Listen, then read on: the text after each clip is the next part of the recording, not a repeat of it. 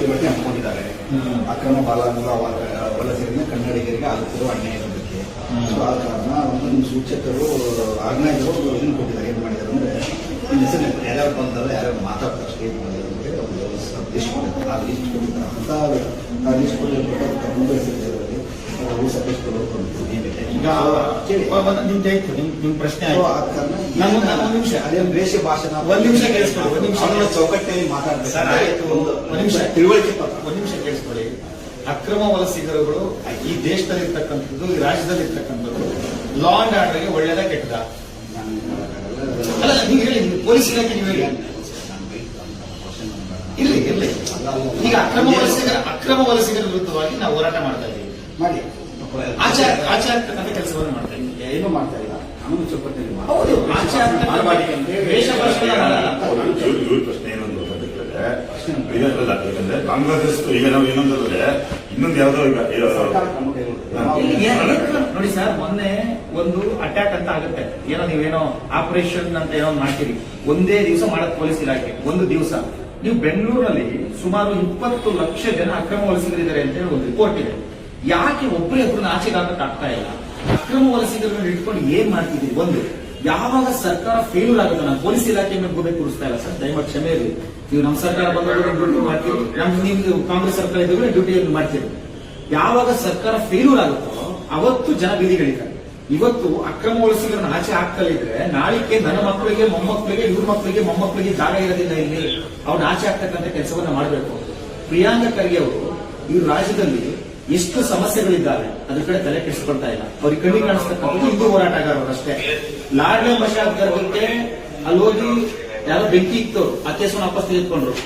ಹಳೆ ಹುಬ್ಬಳ್ಳಿನಲ್ಲಿ ಪೊಲೀಸ್ ಇಲಾಖೆಗೆ ಬೆಂಕಿ ಇಕ್ತವ್ರು, ಪೊಲೀಸ್ ಜೀಪಿಗೆ ಬೆಂಕಿ ಇಕ್ತವ್ರು, ನಿಮಗೆ ಕಲ್ಲು ಹೊಡೆದಂತವ್ರು, ಅವ್ರ ಕೇಸನ್ನು ವಾಪಸ್ ತೆಗೆದುಕೊಂಡು ಅಂತ ಹೋದ್ರು, ತಗೊಂಡ್ರು. ಅಂಡ್ ಡಿಜೆ ಕೆಜಿಯಲ್ಲಿ ಪೊಲೀಸ್ ಇಲಾಖೆ ಮೇಲೆ ಬೆಂಕಿ ಇಕ್ಕಂತವ್ರು, ಅವ್ರನ್ನ ಕೇಸ್ ವಾಪಸ್ ತೆಗೆದುಕೊಂತ ಹೋದ್ರು, ತಗೊಂಡ್ರು.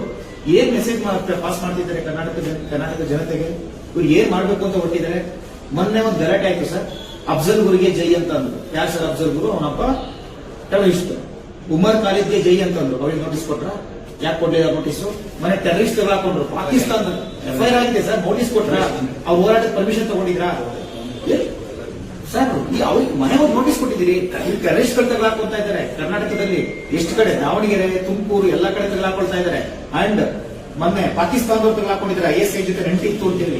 ಅವ್ರಿಗೆ ನೋಟಿಸ್ ಕೊಟ್ರೆ ಯಾಕೆ ಹಿಂದೂ ಕಾರ್ಯಕರ್ತರನ್ನ ಟಾರ್ಗೆಟ್ ಮಾಡ್ತೀರಿ? ಹಿಂದೂ ಕಾರ್ಯಕರ್ತರ ನಿಮ್ಗೆ ಕಣ್ಣಿ ಕಾಣಿಸ್ತಕ್ಕಂಥದ್ದು. ನಾವೇನ್ ಮಾಡ್ತಾ ಇದೀವಿ ಸರ್? ನಾವು ಯಾವ್ದು ದೇಶ ವಿರೋಧಿ ಚಟುವಟಿಕೆ ಮಾಡ್ತಾ ಇಲ್ಲ.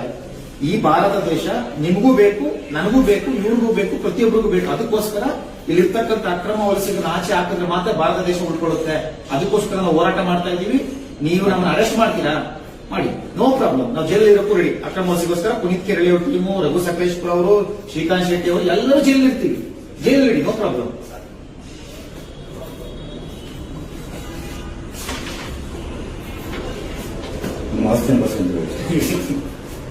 ಜೈಲ್ ಹಾಕಿ ಬಿಡಿ, ಜೈಲಲ್ಲಿ ಇರೋಣ ಆರಾಮಾಗೆ. ಜೈಲ್ ಹಾಕಿ ಸರ್, ನೋ ಪ್ರಾಬ್ಲಮ್. ನಾವು ಭಾಷಣ ಮಾಡ್ತೀವಿ.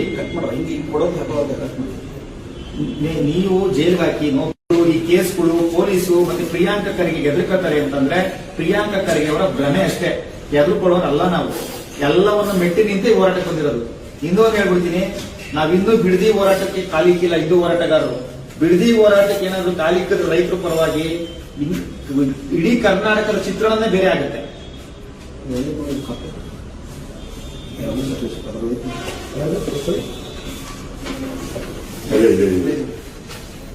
ನಿಮ್ಗೆ ಸರ್ಕಾರಕ್ಕೆ ಫಸ್ಟ್ ಅಲ್ಲಿ ಬಿಡದಿ ರೈತರುಗಳಿಗೆ ನ್ಯಾಯ ಕೊಡ್ಸಕ್ ಹೇಳಿ. ಯಾವತ್ತು ಹಿಂದೂ ಹೋರಾಟಗಾರ ಬಿಡದಿ ವಿಚಾರಕ್ಕೆ ಹೋಗ್ತೀವೋ, ನೀವು ಇದೇ ರೀತಿ ಕೆಣಕ್ತಾ ಇದ್ರೆ ಮುಂದೆ ಬಿಡದಿ ಹೋರಾಟಕ್ಕೂ ಕೈ ಇಕ್ತೀವಿ. ನಾವು ಸುಮ್ಮನಿರೋನ್ ಕೆಣಕ್ತಾ ಇದೀವಿ ಅಷ್ಟೇ. ನಮಗೆ ಮತ್ತೆ ಇವೆಲ್ಲ ಕೊಟ್ಟು ಎದುರಿಸ್ತೀವಿ ಅಂತ ಅನ್ಕೊಳಕ್ ಹೋಗ್ಬೇಡಿ ಸರ್. ಎದುರ್ಕೊಳ್ಳೋಲ್ಲ. ಜೈಲ್ಗೆ ಹಾಕಿ 1975 ನಲ್ಲಿ ನಮ್ಮ ಹಿರಿಯರೆಲ್ಲ ಜೈಲಲ್ಲಿ ಇದ್ರು. ಅವಾಗ ಏನ್ ಮಾಡ್ಕೊಳಕಾಯ್ತು ನೀವು? ಸೈನ್ ಮಾಡ್ಕೊಡ್ಬೇಕಾ? ಆಯ್ತು.